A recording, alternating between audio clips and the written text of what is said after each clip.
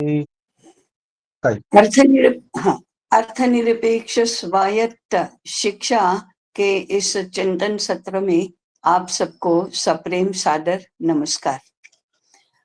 अर्थनिरपेक्ष शिक्षा ये भारत की एक विशेषता रही है। ये भारतीयता क्या है? तो इसमें एक महत्वपूर्ण लक्षण यह है कि भारतीय शिक्षा अर्थनिरपेक्ष रही है। अब ये अर्थनिरपेक्ष का तात्पर्य क्या है, ये पहले स्पष्ट होना चाहिए। अर्थ क्या होता है? हम लोगों ने 4 पुरुषार्थों के नाम सुने हैं, धर्म, अर्थ, काम और मोक्ष। ये पुरुषार्थ क्या होता है? तो प्रत्येक मनुष्य को अपना जीवन चलाने के लिए, अपना जीवन यशस्वी बनाने के लिए और अपने जीवन का लक्ष्य प्राप्त करने के लिए जो भी करना होता है, जिस पद्धति से रहना होता है, उसको तो पुरुषार्थ कहते हैं। पुरुष माने मेल नहीं, माने पुरुष माने पुल्लिंग में जो होता है वो नहीं, पुरुष माने मनुष्य, पुरुष माने व्यक्ति। तो हर पुरुष को माने हर व्यक्ति को, हर मनुष्य को अपने जीवन को निर्वाह करना, यशस्वी बनाना, जो भी चाहिए वो प्राप्त करना और परम लक्ष्य प्राप्त करना, ये सब आवश्यक होता है, स्वाभाविक भी होता है। इसलिए उसको क्या क्या करना चाहिए, वो कैसे करना, कितनी अच्छी तरह से करना, उसको कहते हैं पुरुषार्थ। तो पुरुषार्थ माने करने लायक काम, पुरुषार्थ माने अपने जीवन की सारी शक्तियों को लगाकर प्राप्त करने हेतु, लक्ष्य प्राप्त करने हेतु किया जाने वाला काम, इसको तो पुरुषार्थ बोलते हैं। पुरुषार्थ करो माने एक मनुष्य को शोभा देता है, एक मनुष्य से जो अपेक्षा की जाती है वो सब करो, इसको तो पुरुषार्थ कहते हैं। तो मनुष्य के लिए पुरुषार्थ बहुत भिन्न प्रकार के होते हैं। बहुत सारे काम करने होते हैं, बहुत सारे क्रियाकलाप होते हैं, बहुत सारी दिशाओं में अनेक प्रकार के काम होते हैं। उन सभी कामों का वर्गीकरण करते करते 4 पुरुषार्थ बताए गए। उसमें है धर्म, अर्थ, काम और मोक्ष। इसमें से सबसे पहला जो है वो काम है। काम का अर्थ है इच्छा, काम का अर्थ है कामना, काम का अर्थ है वासना, काम का अर्थ है आवश्यकताएं। तो अब ये तो आवश्यकताएं तो होती ही है, जन्म के साथ प्राप्त होती है। इच्छाएं तो होती ही है, मनुष्य को अपने जन्म के साथ ही मन तो मिला है और मन में इच्छाएं तो होती ही है, ये चाहिए वो चाहिए, सब कुछ चाहिए, ऐसा होता ही है। ऐसा कोई मनुष्य नहीं होगा जिसको कोई इच्छा ही नहीं होती। तो इच्छाएं होती ही हैं, आवश्यकताएं होती ही हैं, आकांक्षाएं होती ही हैं, और इसके साथ जुड़े हुए नकारात्मक जो भाव हैं वे भी होते ही हैं। लोभ होता ही है, लालच होती ही है, आकर्षण होता ही है। तो ये सब स्वाभाविक है, इसको नकार नहीं सकते। कुछ लोग क्या होता है कि कहीं कहीं काम की बहुत निंदा की जाती है। अरे क्या इच्छा इच्छा इच्छा करते हो, अपनी इच्छा की पूर्ति के लिए ही सब कुछ मत करो, वासनाओं पर विजय प्राप्त करो, कामनाओं का त्याग करो और काम वासना है उसके ऊपर विजय प्राप्त करो, ऐसा कहा जाता है। हाँ, ये प्राप्तव्य अवश्य होगा, परंतु अस्वाभाविक नहीं है। इच्छाएं, आवश्यकताएं, आकांक्षाएं, महत्वाकांक्षाएं, आगे बढ़ने की इच्छा, अधिक से अधिक प्राप्त करने की इच्छा, ये स्वाभाविक है। इसलिए उसको पहला स्थान दिया गया, क्योंकि ये तो होता ही है, आप इसको मना ही नहीं कर सकते, नकार ही नहीं सकते, तो ये होता है। परंतु पुरुषार्थ क्या है? काम को हम किस प्रकार से अपने जीवन में लागू करेंगे, काम का उन्नयन कैसे करेंगे, काम को व्यवस्थित कैसे करेंगे, काम को नियोजित कैसे करेंगे, काम को कैसे समझेंगे, काम के ऊपर विजय प्राप्त कैसे करेंगे, कामना पूर्ति की सम्यक पद्धति क्या है, ये सब सीखना ये काम पुरुषार्थ है। दूसरा, काम पुरुषार्थ यदि संभव बनाना है तो उसके लिए बहुत सारी वस्तुओं की आवश्यकता पड़ती है। बैठे बैठे कामना पूर्ति नहीं हो सकती, कुछ भी नहीं किया तो कामना पूर्ति नहीं हो सकती, कुछ भी प्राप्त नहीं किया तो कामना पूर्ति तो नहीं हो सकती। जैसे विविध प्रकार के स्वादिष्ट व्यंजन खाने की इच्छा है, रस आता है, एकदम नाम सुनते ही रस आता है, अब वो ऐसे बैठे बैठे तो नहीं मिल जाता। इसके लिए हमको धान्य चाहिए, इसके लिए विविध स्वाद वाले पदार्थ चाहिए, इसके लिए वो कैसे पदार्थ बनता है इसकी जानकारी चाहिए। तो पदार्थ बहुत चाहिए। हमको बहुत अच्छे घर में रहना है या छोटी सी कुटिया में भी रहना है, तो कुटिया के लिए कुटिया बनाने के लिए जो आवश्यक है वो सारे पदार्थ चाहिए। बहुत बड़े महालय में रहना है तो उस महालय को निर्मित करने के लिए बहुत सारे पदार्थ चाहिए। हमको विविध प्रकार के वस्त्र पहनना है तो बहुत सारे पदार्थ उसके लिए चाहिए। हमको एक स्थान से दूसरे स्थान पर जाना है तो वाहन चाहिए। अब ये क्या है, ये इच्छा पूर्ति के लिए, आवश्यकता की पूर्ति के लिए जितने जितने भी पदार्थ चाहिए, जो जो भी हमको करना पड़ता है उसके लिए, वो सब अर्थ है, उसको अर्थ बोलते हैं। भूमि हमारा अर्थ है, पशु हमारा अर्थ है, अनाज हमारा अर्थ है, धान्य, पशु पशु पक्षी वृक्ष वनस्पति जो जो भी हमारी कामना पूर्ति में सहायक होते हैं वो सब हमारा अर्थ है। इसी अर्थ की प्राप्ति और अर्थ की जब विपुलता होती है तो उसको समृद्धि कहते हैं।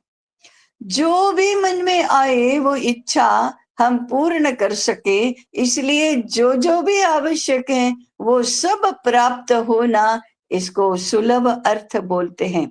जब भी जो चाहिए विपुल मात्रा में प्राप्त होना, इसको अर्थ कहते हैं। तो अर्थ तो प्राप्त करना होता है, अर्थ ऐसे ही नहीं मिल जाता, तो अर्थ को संपादित करना होता है, अर्थ का अर्जन करना होता है, अर्थ को प्राप्त करना होता है, अर्थ को अच्छे से प्राप्त करना होता है। तो ये अर्थ है, इसको अच्छे से प्राप्त करना उसको कहेंगे अर्थ पुरुषार्थ। धर्म क्या है, इन दोनों को नियमन में रखना, अर्थ और काम, इन दोनों को नियमन में रखने वाली जो व्यवस्था है वह धर्म है। और ये तीन यदि सम्यक रूप में एक दूसरे के साथ समायोजित हो गए तो मोक्ष तो अपने आप परिणाम के स्वरूप में मिलता है। ऐसे हमारी 4 पुरुषार्थों की योजना है। अब हम आगे अर्थ पुरुषार्थ की ओर बढ़ेंगे, अर्थ की ओर ही बढ़ेंगे। तो ऐसा कौन मनुष्य होगा जिसको अर्थ की आवश्यकता ही नहीं है? अर्थ की आवश्यकता सबके लिए है। कामना पूर्ति के लिए अर्थ तो चाहिए ही चाहिए, तो फिर अर्थ नहीं चाहिए ऐसा कैसे कहेंगे हम? इस संदर्भ में अर्थ निरपेक्ष शब्द का तात्पर्य ही समझना चाहिए। निरपेक्ष का अर्थ क्या है? अपेक्षा नहीं करना, निरपेक्षा, अपेक्षा रहित। अपेक्षा माने इच्छा करना, अपेक्षा माने प्राप्त होगा ऐसी आशा करना। निरपेक्ष माने अपेक्षा नहीं करना, तो अर्थ की अपेक्षा ही नहीं करना, ऐसा इसका अर्थ होगा क्या? अगर ऐसा अर्थ हम करेंगे तो ये संभव ही नहीं है, अर्थ तो चाहिए ही चाहिए। फिर अर्थ निरपेक्ष क्या होता है? इस संदर्भ में दो शब्दों को समझना चाहिए, निरपेक्षता और सापेक्षता। सापेक्ष माने अपेक्षा सहित, निरपेक्षता माने अपेक्षा रहित। जिसमें अपेक्षा नहीं है वह निरपेक्ष है, जिसमें अपेक्षा है वह सापेक्ष है। परंतु अपेक्षा का अर्थ दूसरा भी एक है। जैसे हम लोग कहते हैं धर्म सापेक्ष। धर्म सापेक्ष तो सब कुछ होना चाहिए, माने धर्म जिसको मान्य करता है इसको कहते हैं धर्म सापेक्ष। धर्म के प्रकाश में इसको देखना वो धर्म सापेक्ष है। धर्म के मापदंडों से जो प्राप्त होता है वह धर्म सापेक्ष है। धर्म के अनुसार चलना धर्म सापेक्ष है। जिससे धर्म की जिससे धर्म की अवहेलना नहीं होती वह धर्म सापेक्ष है। जिससे धर्म की रक्षा होती है वह धर्म सापेक्ष है। धर्म से मान्यता जिसको मिलती है वह धर्म सापेक्ष है। तो निरपेक्षता क्या है फिर? जिसका धर्म से कोई लेना देना नहीं वो धर्म निरपेक्ष है। जिसमें धर्म की कोई आवश्यकता नहीं वह धर्म निरपेक्ष है। जिससे धर्म की रक्षा होती है या नहीं होती है उसकी चिंता नहीं करना है वो धर्म निरपेक्षता है। जो धर्म के किसी भी प्रकार से के मापदंड की परवाह नहीं करता वो धर्म निरपेक्ष है। और धर्म सापेक्षता क्या है? जिससे धर्म की रक्षा को होती है, धर्म से समर्थन मिलता है, धर्म से मान्यता मिलती है, धर्म से ही वो आंका जाता है, वो धर्म सापेक्ष है। इस अर्थ में अगर लें तो अर्थ निरपेक्षता क्या है फिर? अर्थ की अपेक्षा नहीं करना ये अर्थ निरपेक्षता नहीं है। कई बार क्या होता है कि अर्थ निरपेक्ष करते करते हम इतना ही अर्थ करते हैं निशुल्क शिक्षा, माने जहाँ पैसा नहीं देना पड़ता ऐसे निशुल्क शिक्षा अर्थ निरपेक्ष है, ऐसा नहीं है। अर्थ सापेक्ष जिसमें शुल्क देना पड़ता है वो अर्थ सापेक्ष है, नहीं, ऐसा भी नहीं है। जो पढ़ाने के बाद वेतन नहीं मिलता वो वेतन रहित, ये क्या अर्थ निरपेक्ष है? नहीं, उतना भी सीमित अर्थ इसका नहीं है। जो वेतन की ही गिनती करता है वो क्या अर्थ सापेक्ष है? नहीं, केवल इतना ही अर्थ इसका नहीं है। इसलिए अर्थ निरपेक्षता और अर्थ सापेक्षता इसका थोड़ा व्यापक अर्थ में समझना आवश्यक है। तो क्या होता है कि हमने वस्त्र बनाया, कपड़ा बनाया, अब कपड़े को हम क्या करेंगे? दान में देंगे। कपड़े को हम क्या करेंगे? भेंट करेंगे। माने कोई सन्यासी साधु आचार्य के पास गए और हमने जो कपड़ा बनाया है वो इनके चरणों में दिया तो वो हम कहेंगे कि भेंट किया, हमने समर्पित किया। हम वस्त्र दान करते हैं, माने जहां हमने देखा कि ये लोग इसके लिए लायक है वहां देना, वस्त्र दान करना है, भेंट करना है। अपने स्नेही इष्ट मित्रों को भेंट किया, हमने किसी के लिए कुछ वस्त्र बुना स्नेह के कारण से, तो ये तो सारा हम इसका पैसा नहीं लेते। हमने दान किया उसका भी पैसा नहीं लेंगे, हमने भेंट समर्पित किया उसका भी पैसा नहीं लेंगे, हमने स्नेह से किसी के लिए बनाया उसका भी हम पैसा नहीं लेंगे, हमने स्वयं अपने लिए ही बनाया उसका भी पैसा नहीं लेंगे। परंतु हमने बाजार में इसको बेचा तो इसके बदले में हम पैसा लेंगे। तो बाजार भी तो कोई चीज है, और बाजार में ऐसे बहुत सारे मटेरियल प्रोडक्ट्स हैं, वो क्रय और विक्रय किए जाते हैं। तो फिर इस वस्त्र का मुझे पैसा मिलेगा। केवल पैसा ही मिलेगा ऐसा नहीं है, सुवर्ण भी मिल सकता है। इस वस्त्र के बदले में मुझे धान्य भी मिल सकता है। इस वस्त्र के बदले में मुझे और कोई वाहन भी मिल सकता है। वस्त्र के बदले में मुझे अलंकार भी मिल सकते हैं। वस्त्र के बदले में मुझे और कोई भी वस्तु मिल सकती है जो पुनः खरीदी और बेची जा सकती है। वस्त्र के बदले में मुझे धान्य मिला, तो धान्य भी क्रय विक्रय की वस्तु है। वस्त्र के बदले में मुझे सुवर्ण मिला, तो वह भी क्रय विक्रय का पदार्थ है। वस्त्र के बदले में मुझे सब्जी मिली, वस्त्र के बदले में मुझे यदि वाहन मिला, तो वह भी क्रय विक्रय का पदार्थ है। जो क्रय विक्रय का पदार्थ है और जिसका मूल्य उसी मटेरियल पदार्थों के रूप में आंका जाता है, वह तो अर्थ सापेक्ष है, क्योंकि उसमें अर्थ की अपेक्षा रहती है। उसमें अर्थ को हम चाहते हैं। हम कुम्हार घड़ा बनाता है तो बहुत सारे घड़े बनाता है, वो बेचने के लिए ही बनाता है, और जब बेचता है तो उसी के जैसा कोई मटेरियल प्रोडक्शन मुझे प्राप्त होता है। अब मुझे कोई मटेरियल प्रोडक्शन इसके लिए नहीं चाहिए। माने सामने हम कुमार ने घड़ा बनाया, वो वस्त्र बुनने वाले को जाकर देगा, और सामने वस्त्र को देगा, तो वस्त्र तो नहीं चाहिए मुझे और वस्तु चाहिए।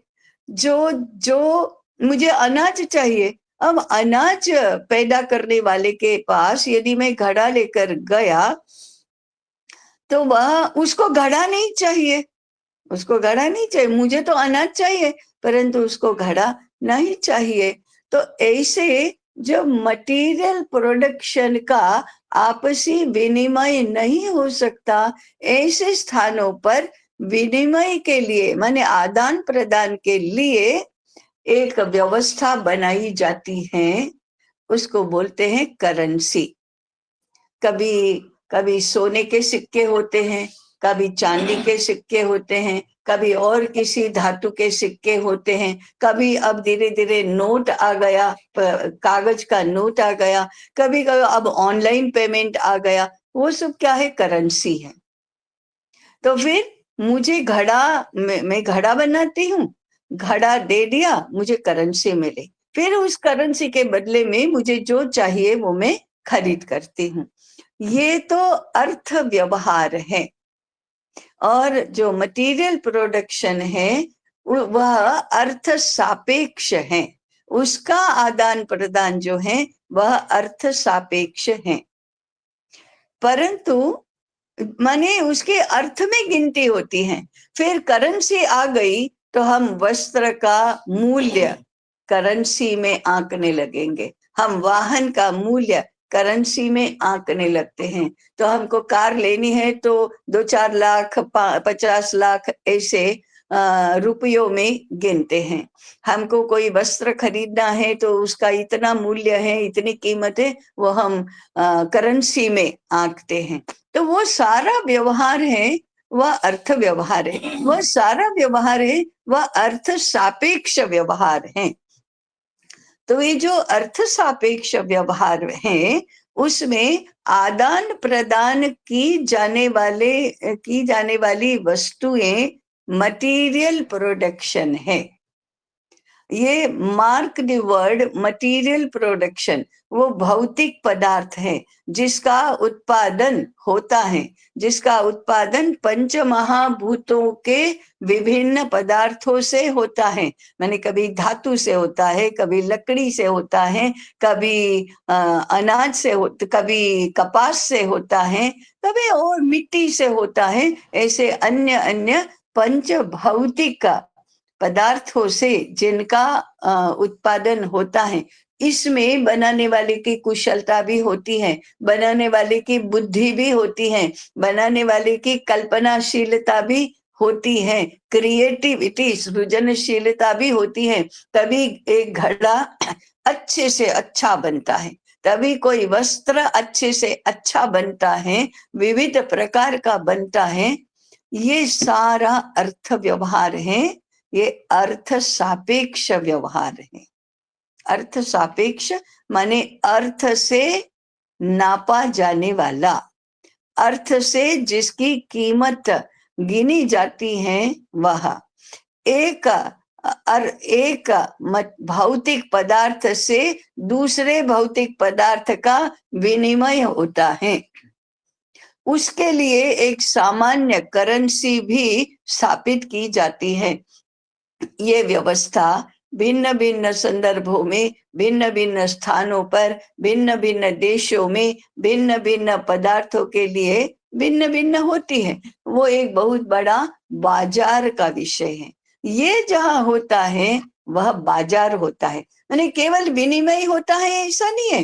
कीमत निर्धारण होती है, पहुंचाने की व्यवस्था होती है, फिर कीमतें घटती बढ़ती है। वो कैसे घटती बढ़ती है उसका एक बहुत बड़ा शास्त्र होता है, और वह है अर्थशास्त्र।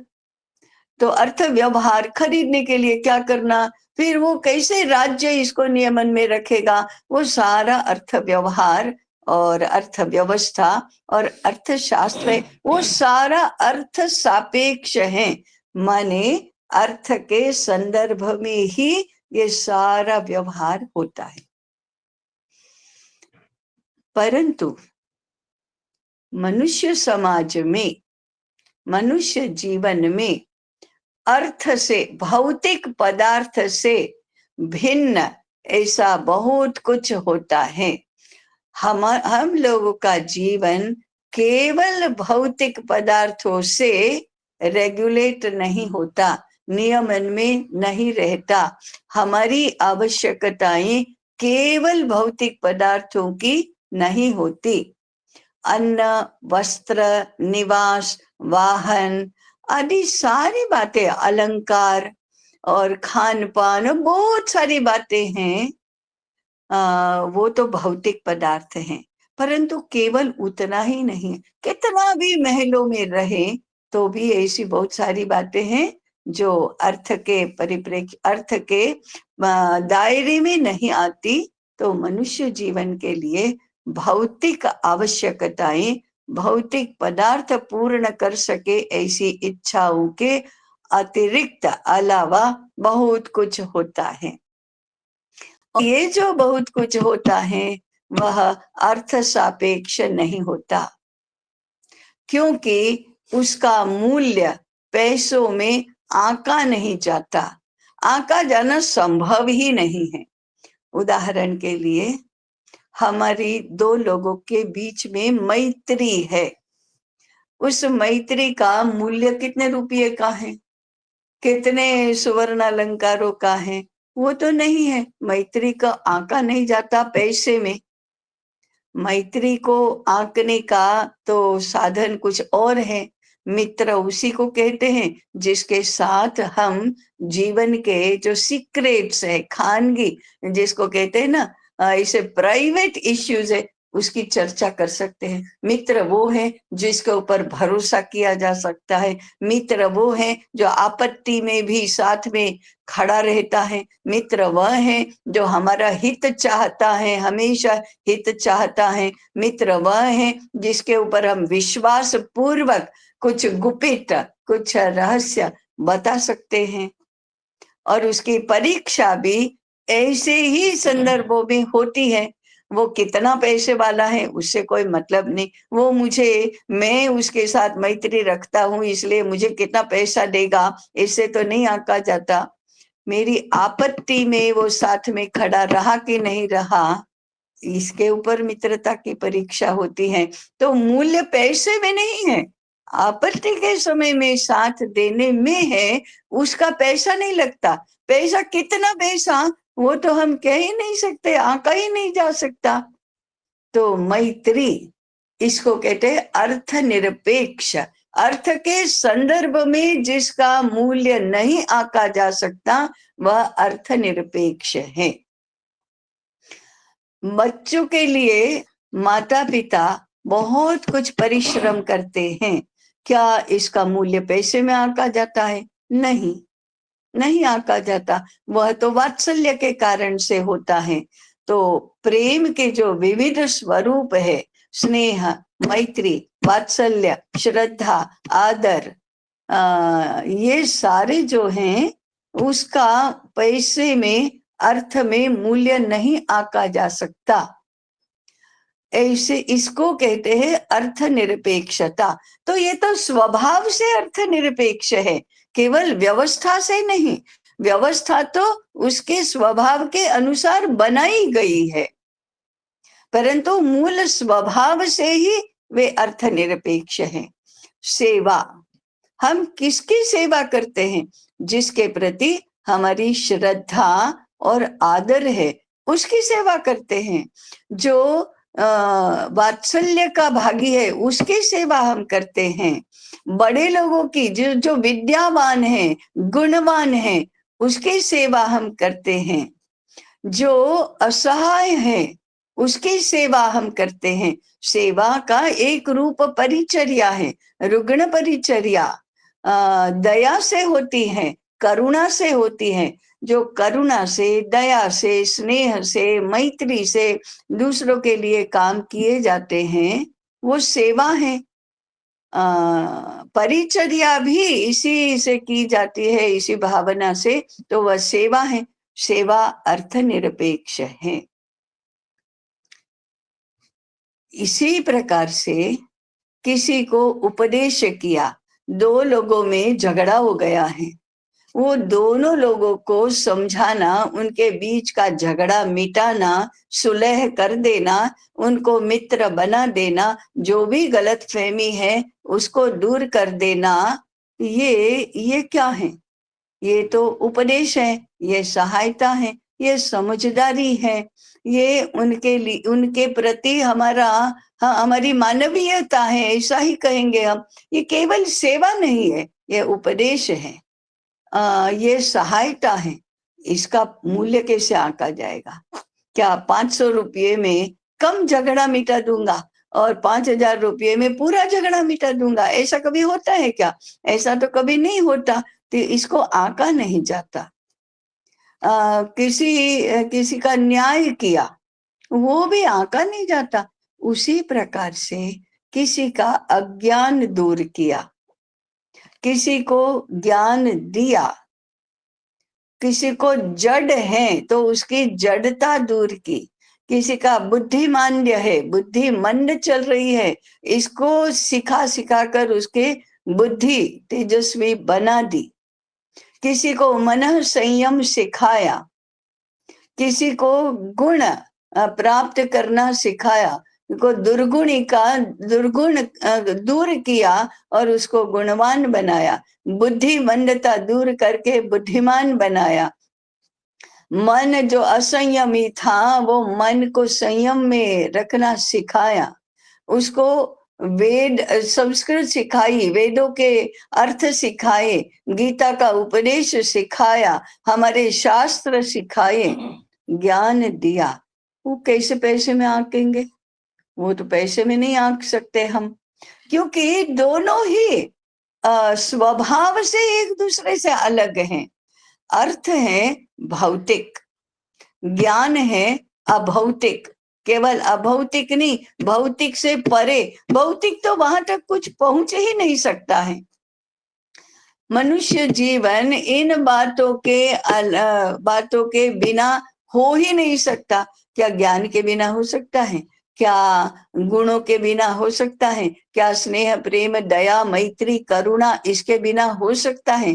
क्या उपकार करने की वृत्ति, अनुकंपा, सहानुभूति इसके बिना हो सकता है? क्या मैत्री के बिना हो सकता है? क्या वात्सल्य और स्नेह के बिना हो सकता है? क्या नैतिकता प्राप्त करेंगे, हम गुणों का अर्जन करेंगे, ज्ञान का अर्जन करेंगे, ये सृष्टि के रहस्य क्या है इसको जानेंगे, ये तो जिज्ञासा है। तो क्या जिज्ञासा रहित मनुष्य का जीवन हो सकता है?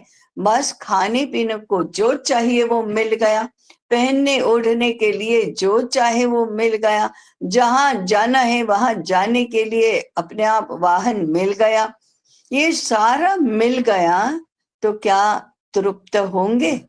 नहीं। शास्त्र वचन कहता है न वित्तेन तर्पणीयो मनुष्य। वित्त, वित्त माने पैसा, वित्त माने धन, वित्त माने द्रव्य। केवल वित्त से संतुष्ट होने वाला मनुष्य नहीं है। केवल पैसा दिया, केवल भौतिक पदार्थ दे दिए, उससे उसको तृप्ति हो जाएगी, ऐसा नहीं है। कितना ही धन हो, कोई मित्र ही नहीं है तो जीवन तो व्यर्थ ही लगता है। तो न वित्तेन तर्पणीयो मनुष्य। तो मनुष्य जीवन में बहुत सारी बातें ऐसी हैं जो अर्थ से, माने पैसे से, धन से नापी ही नहीं जाती। दोनों का विश्व ही अलग है, दोनों का स्वभाव ही अलग है, इसलिए दोनों की व्यवस्था भी अलग है। वो अर्थ वाली व्यवस्था यहाँ नहीं चलती। और एक तो दोनों का आपसी आदान प्रदान चलता ही नहीं, क्योंकि दोनों की प्रकृति ही अलग है, दोनों का स्वभाव ही अलग है। इसलिए मैं तुम्हें 1 घंटा गणित पढ़ाऊंगा तो मुझे 500 रुपया चाहिए।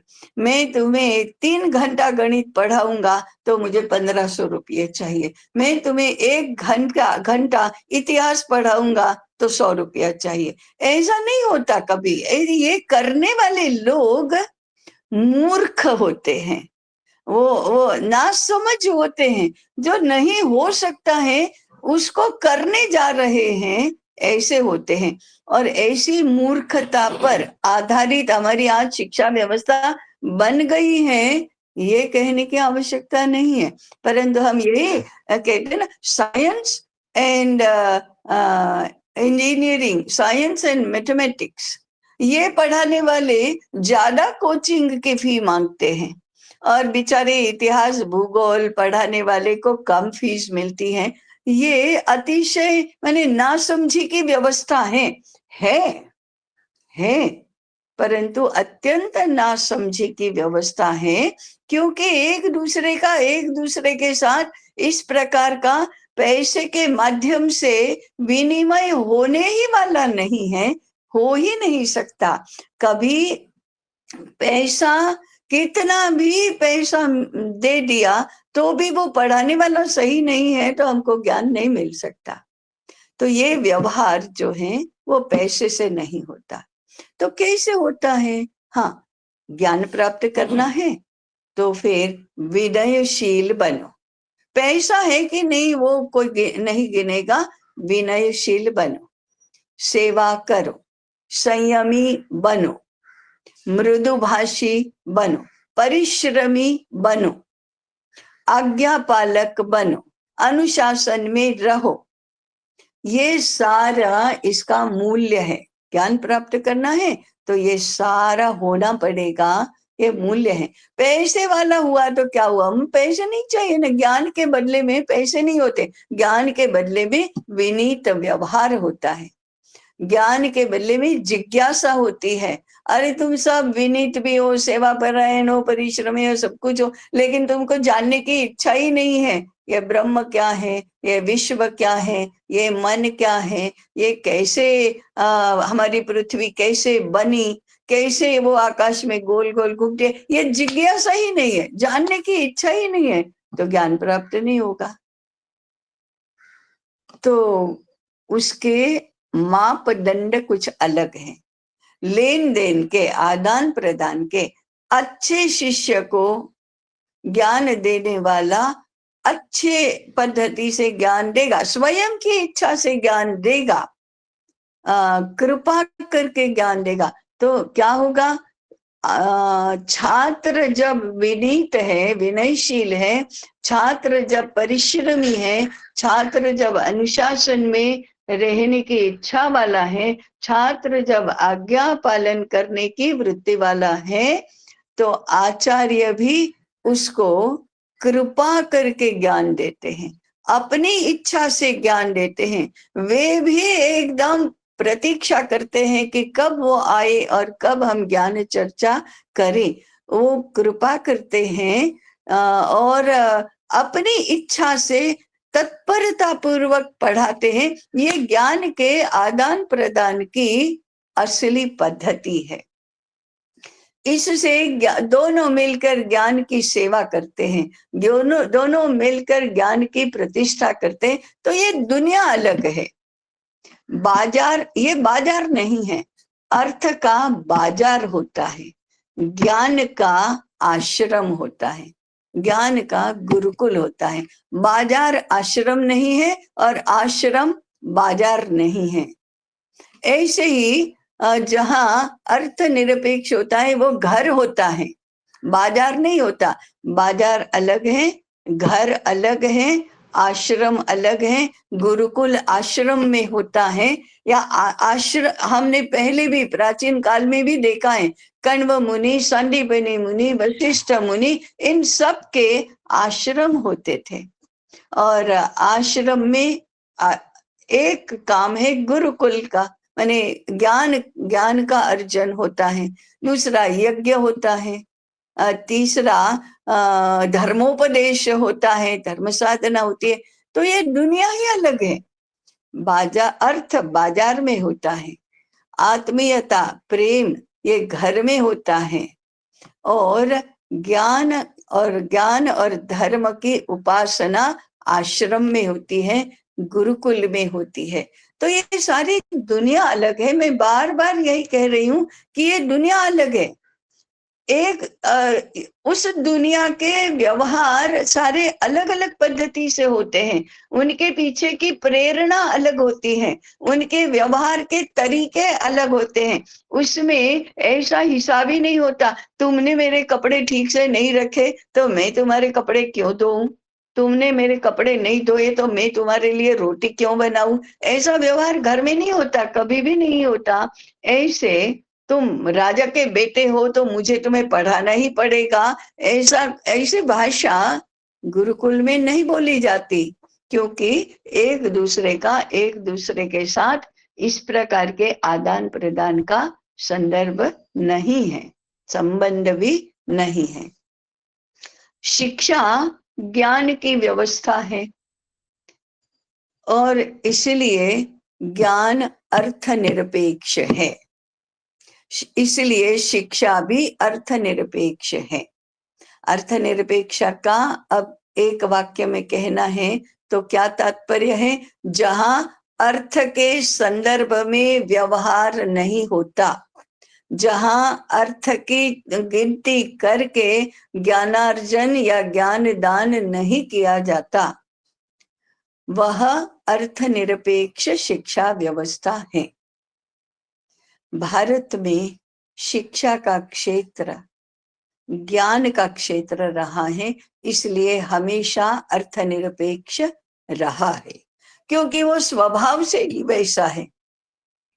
तो ये इस स्वभाव को पहचान कर, इस वृत्ति प्रवृत्ति को पहचान कर व्यवस्था बनाना, इसमें तो बुद्धिमानी है। घर को हम अर्थ सापेक्ष नहीं बना सकते, इसी प्रकार से शिक्षा व्यवस्था को अर्थ सापेक्ष नहीं बना सकते, और बाजार को अर्थ निरपेक्ष नहीं बना सकते, वो तो अर्थ सापेक्ष ही होगा। इसलिए अर्थ सापेक्षता और अर्थ निरपेक्षता को हमने ठीक से पहचानना चाहिए। ये सारा पहचान कर भारत में शिक्षा व्यवस्था को अर्थनिरपेक्ष बनाया गया है। और हम समझेंगे कि 18वीं शताब्दी तक हमारे यहाँ ऐसी ही अर्थनिरपेक्ष शिक्षा व्यवस्था रही है। तो अब इसका समझने का अंतिम मुद्दा,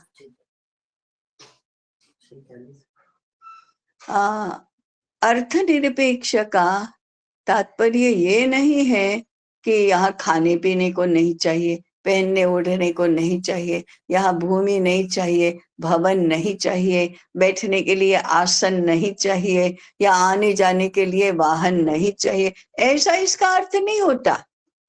ये तो सब जीवन की भौतिक आवश्यकताएं हैं, वो आवश्यकताएं तो होती ही हैं, और आवश्यकताओं की पूर्ति की व्यवस्था भी होनी चाहिए। कोई भूखा थोड़े मरेगा।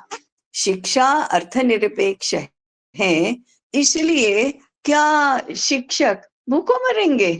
क्या वो पहनेंगे ओढ़ेंगे नहीं?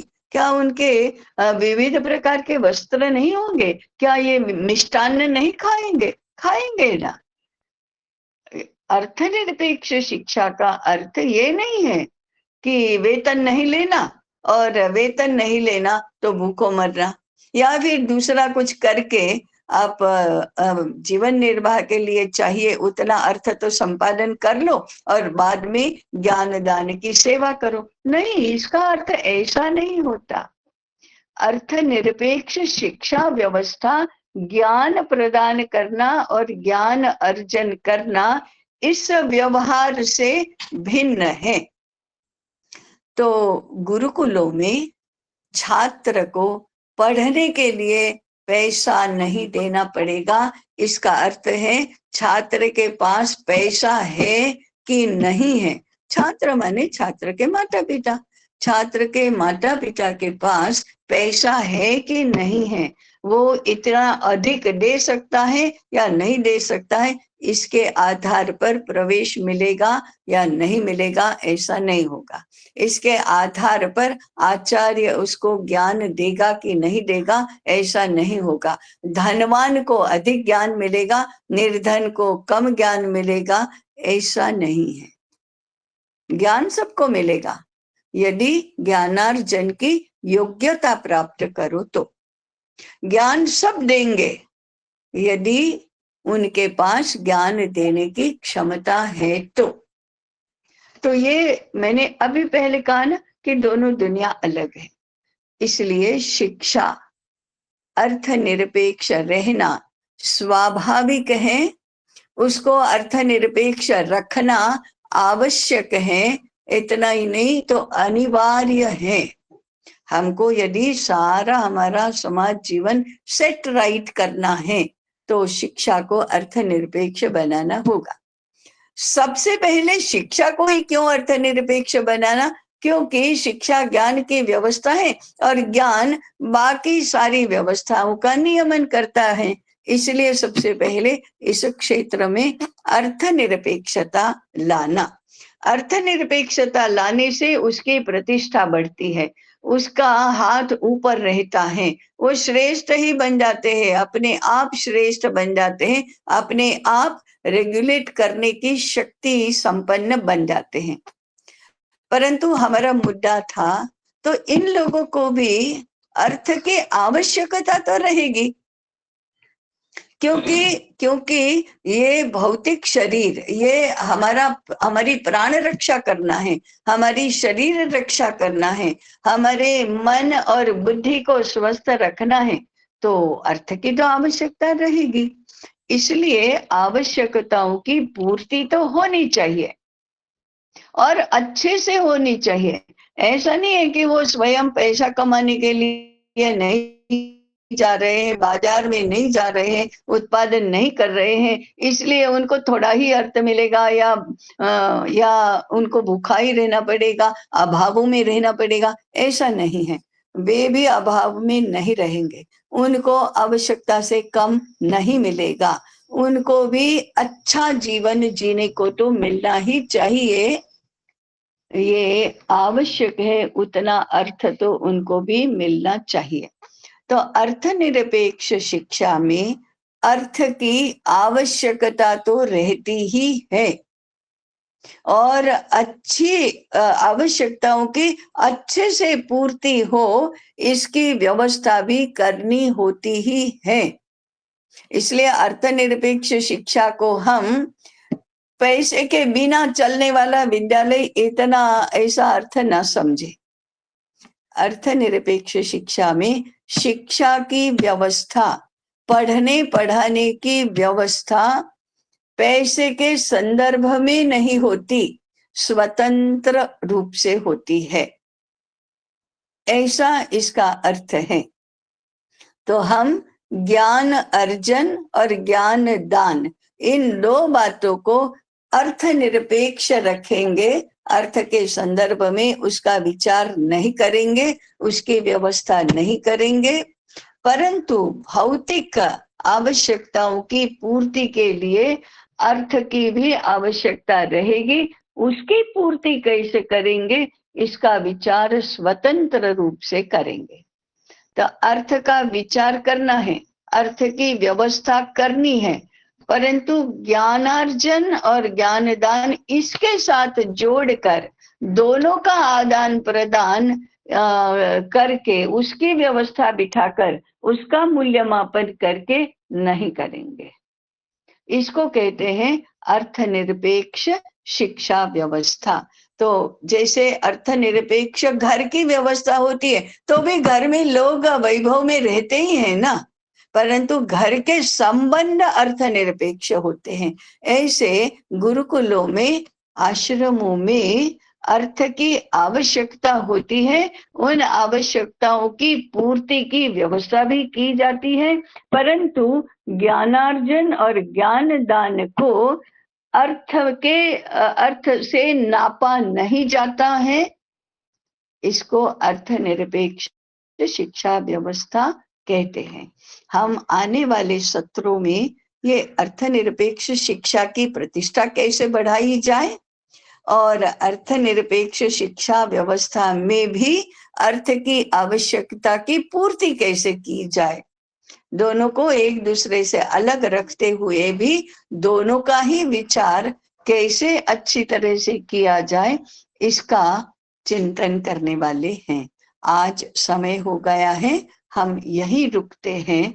ये जो आज विचार बताया, संकल्पना बताई, उसका व्यावहारिक स्वरूप कैसा होगा, कैसा हो सकता है, और आज के विपरीत संदर्भों में, विपरीत वातावरण में भी कैसा हो सकता है, इसका विचार हम अगले चिंतन सत्र में करने वाले हैं। अभी यहीं पर रुकते हैं। नमस्कार। भाई बहुत बहुत धन्यवाद। अभी ये सत्र प्रश्नोत्तरी के लिए खुला है, तो हैंड रेज करेंगे।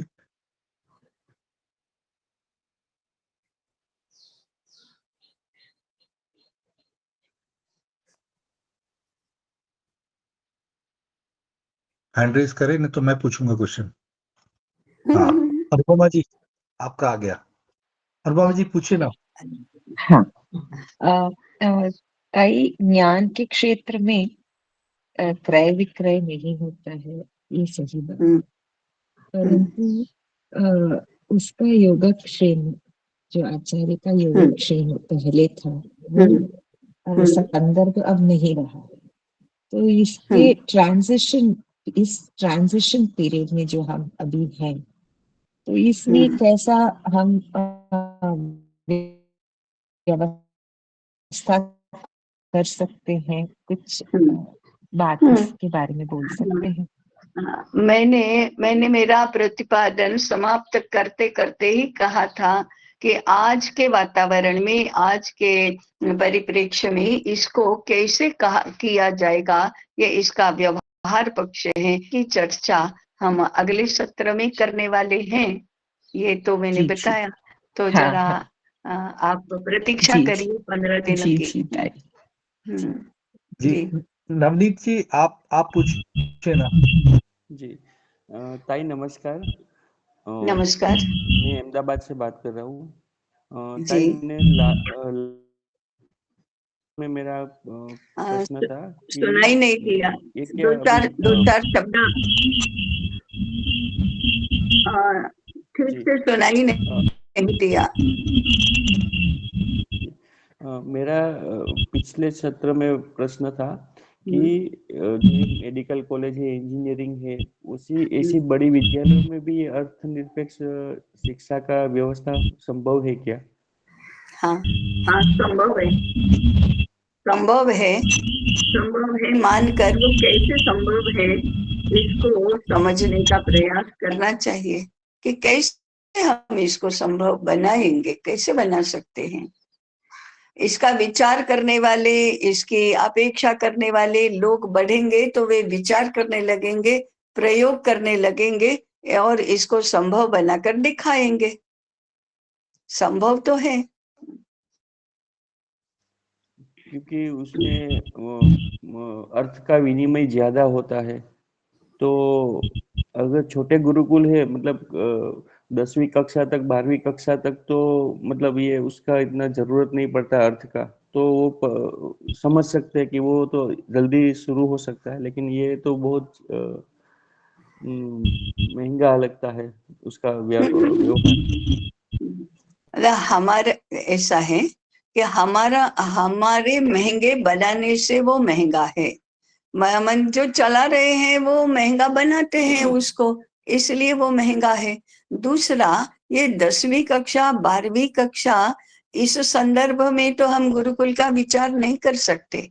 पूरा जब देखो मूल बातें जब अनवस्थ हो गई हैं, बिगड़ गई हैं, तब संपूर्ण समग्रता में विचार करना होता है। हम कुछ बातें तो इस व्यवस्था की रखेंगे ही रखेंगे, जैसे 10वीं 12वीं का बोर्ड भी रखेंगे, उसका सिलेबस भी रखेंगे, फिर इंजीनियरिंग कॉलेज भी रखेंगे, मेडिकल कॉलेज भी रखेंगे, आज जैसी है वैसी।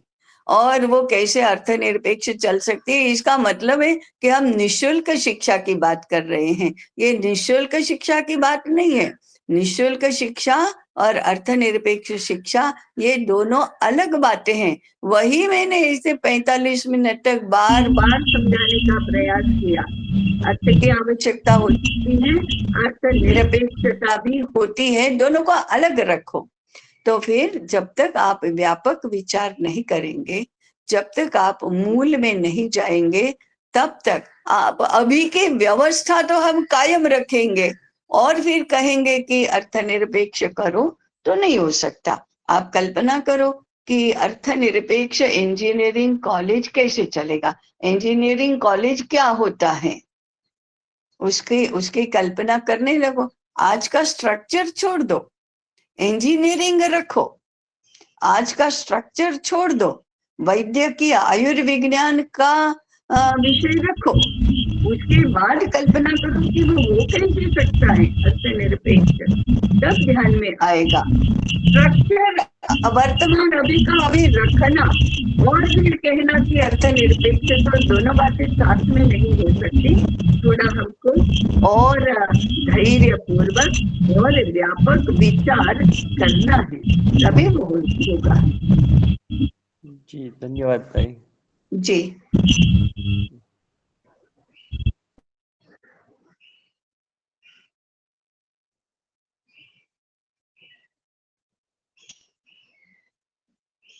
और पूछें, हैंड रेज करें। ताई तब तक मैं एक पूछ लूं। हाँ पूछिए।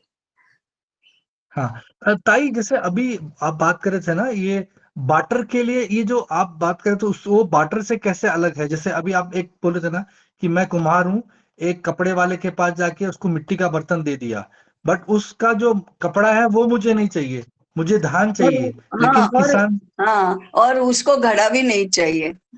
नहीं चाहिए। तो अभी तो बाटर तो नहीं हो पाएगा। तो जैसे बोलते ना, आपने लास्ट टाइम बोला था कि बाटर नहीं है, बाटर सिस्टम हमारे पे नहीं था, ये थोपा गया है, वर्ड जो थोपा गया है। तो वो कैसे अलग? हाँ, कैसे अलग है? अभी देखो, घर में एक दूसरे के साथ विनिमय होता है ना, कि मैं तो सबके कपड़े धोऊंगी, तुम सबके लिए खाना बनाओ, और तीसरा है वो सबके लिए घर की व्यवस्था, स्वच्छता की व्यवस्था करेगा।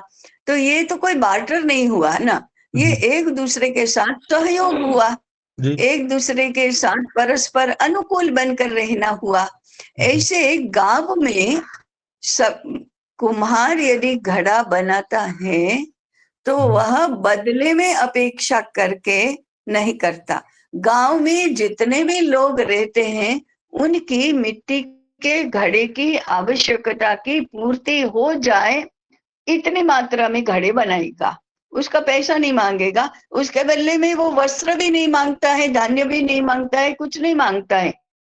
वो करता क्या है, गांव में सबके लिए घड़ा चाहिए, इसलिए वो घड़ा बनाता है और सबको देता है। गांव के सब लोगों के पैरों की रक्षा होनी चाहिए, इसलिए मोची जूते बनाता है और जिसको जितना चाहिए उतना दे देता है। गांव में सब लोगों को धान्य चाहिए, इसलिए किसान खेती करता है, अनाज उगाता है और जिसके जितनी आवश्यकता है वो सब दे देता है, वितरित कर देता है। अब ये क्या हुआ, वो अर्थनिरपेक्ष व्यवहार है, परंतु उसके सामने वस्त्र बनाने वाला उसको वस्त्र देता है, जूते बनाने वाला उसको जूता देता है, वाहन बनाने वाला माने बैलगाड़ी बनाने वाला उसके लिए बैलगाड़ी बनाता है। ये जो सिस्टम है वो पूरे ग्राम को एक कुटुंब मानकर परस्पर आवश्यकताओं की पूर्ति कर देना, इसकी व्यवस्था करना, और इस व्यवस्था का नियमन ग्राम पुरोहित करता है, ग्राम प्रमुख करता है। तो एक पूरा ग्राम एक कुटुंब के जैसा रहता है। और जहां तक उत्पादन की बात है, मटेरियल आवश्यकता की बात है, वो सबके आवश्यकताएं पूर्ति करना ये उस वस्ती को निर्माण करने वाले का दायित्व बनता है। अब ये तो कोई विनिमय पद्धति नहीं हुई, इसलिए ये बार्टर सिस्टम नहीं है, ये तो ग्राम कुल की, ग्राम कुटुंब की व्यवहार की पद्धति है। इसको ब्रिटिशों ने समझा नहीं और उसको बार्टर सिस्टम कह दिया। अब ये तो आवश्यकताओं की पूर्ति की ग्राम की पद्धति हुई, परंतु ग्राम के बाहर जो नगर में रहते हैं, वो नगर में रहने वाले लोग तो कोई उत्पादन करते ही नहीं है, तो बदले में क्या देंगे, फिर बदले में तो कुछ नहीं दे सकते। अब मिट्टी के घड़े बनाने वाले को नगर की आवश्यकता के लिए भी तो बनाना है, बुनकर को नगर की आवश्यकता के लिए भी तो बनाना है। और दूसरा पक्ष है, वो इतना अधिक बना सकता है, कहीं जाना है, पहुंचाना है, वहां पहुंचा सकता है। उस वितरण के लिए प्रोडक्शन करने वाले को स्वयं को नहीं जाना है और कोई वितरण की व्यवस्था बिठाना। वो वितरण की व्यवस्था जहां बैठती है तो क्या होता है, वो बंजारा होता है, वो बनिया होता है, वो दुकानदार होता है, वो यहाँ आकर धान्य लेकर जाता है, जूते लेकर जाता है, वस्त्र लेकर जाता है, और जिनके पास नहीं है वहां पहुंचा देता है, विदेशों में भी ले जाता है, दूर दूर तक ले जाता है। वो प्रोडक्शन करने वाला नहीं जाता है, वो इसको बाजार बोलते हैं। अब बाजार में फिर करेंसी होती है, वो करेंसी चाहे सुवर्ण मुद्राओं की हो, चाहे चांदी के तांबे के सिक्कों की हो, चाहे कागज के नोट्स की हो, चाहे हुंडी की हो, चाहे ऑनलाइन पेमेंट की हो, तो वो बाजार की आवश्यकता बन गई। तो ये जो जिसको बार्टर सिस्टम करके नासमझी का प्रदर्शन किया जाता है, वो तो कुटुंब की व्यवस्था है, ग्राम कुटुंब है, जहां सब लोग उत्पादन करते हैं और एक दूसरे के आवश्यकता के अनुसार सब पहुंचाते हैं, वो ग्राम कुटुंब की व्यवस्था है। परंतु जहां उत्पादन हो ही नहीं रहा है, वहां कौन एक दूसरे की चिंता कर सकेगा। और ये भी घर की तरह ले लो, तुमको चाहिए ले लो, ले लो तुमको चाहिए ले लो, ऐसे तो नहीं बैठ सकता। इसलिए जहां उत्पादन नहीं होता है, वहां उत्पादित वस्तुएं पहुंचाने के लिए, आवश्यकता के अनुसार पहुंचाने के लिए मार्केट होता है, बाजार होता है, और बाजार हमेशा अर्थ सापेक्ष ही होता है। वहां कीमतें निर्धारित होती है, वहां मुनाफा निर्धारित होता है, वहां पद्धति निर्धारित होती है। तो वह बाजार की व्यवस्था है। अर्थव्यवस्था के दो आयाम हुए, एक उत्पादन और दूसरा बाजार। तो बाजार में फिर विनिमय नहीं होता, बाजार में तो करेंसी के माध्यम से ही लिया और दिया जाता है। तो मैं वस्त्र बनाकर उसको बेचूंगी, उसको विक्रय कहेंगे, जिसके बदले में मुझे धन मिलता है, पैसा मिलता है, और जिसको चाहिए वह पैसा देकर खरीद कर सकता है। तो क्रय विक्रय की जो व्यवस्था है वह बाजार की व्यवस्था है, और वो उत्पादन क्षेत्र से अलग है। उसको तो अर्थ क्षेत्र ही कहते, उसको ज्ञान क्षेत्र नहीं कहते, उसको ग्राम क्षेत्र नहीं कहते, उसको गृह क्षेत्र नहीं कहते, उसको बाजार क्षेत्र ही कहते हैं। और बाजार में अर्थव्यवस्था प्रिवेल करती है। Do you get the point? जी जी जी जी ताई, एकदम क्लियर, बहुत क्लियर।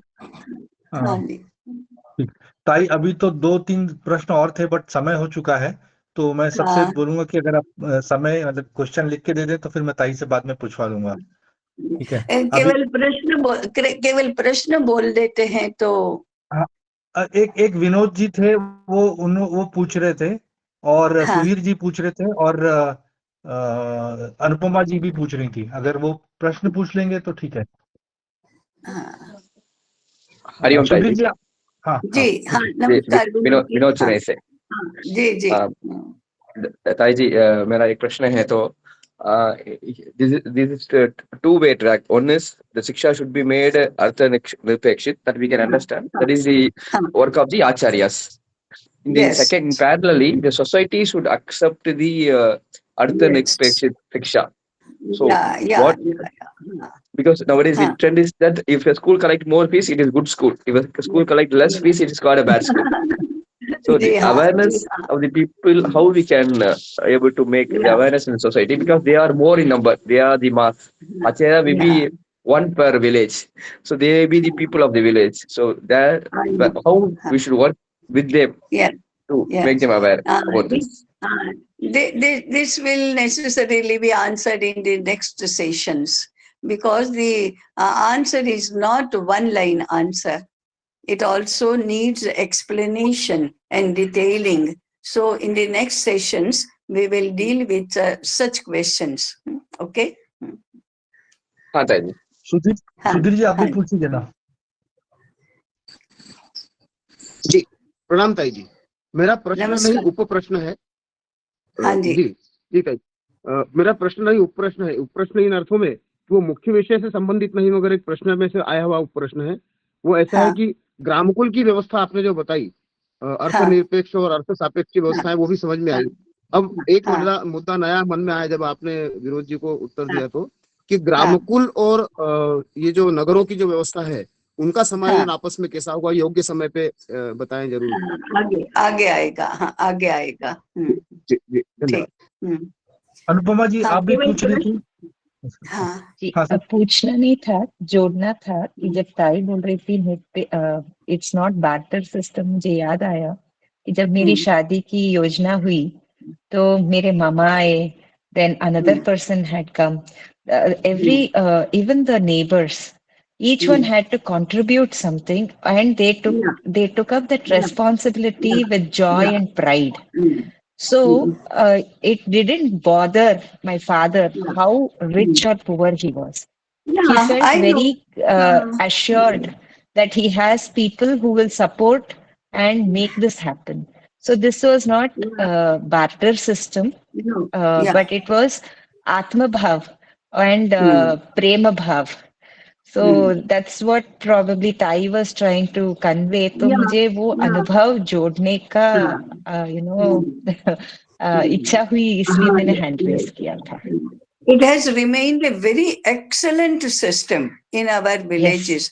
हमारे ग्रामों में इतनी अच्छी तरह से ये सारी व्यवस्था रही है, किसी किसी को अभी स्मरण में भी है, जैसे अनुपमा जी को है, किसी किसी के अनुभव में भी है।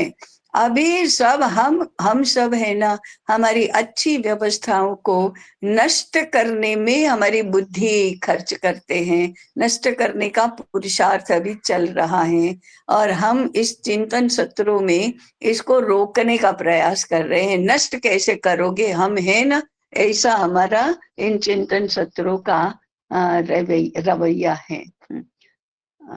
ठीक है। और मुझे लगता है नवनीत जी एक पूछे थे, क्वेश्चन पूछ लेंगे तो फिर बस हो गया। नवनीत जी आप पूछ रहे थे, पूछिए। जोड़ना ही चाहता था related to this barter system और कुछ नहीं जी। था।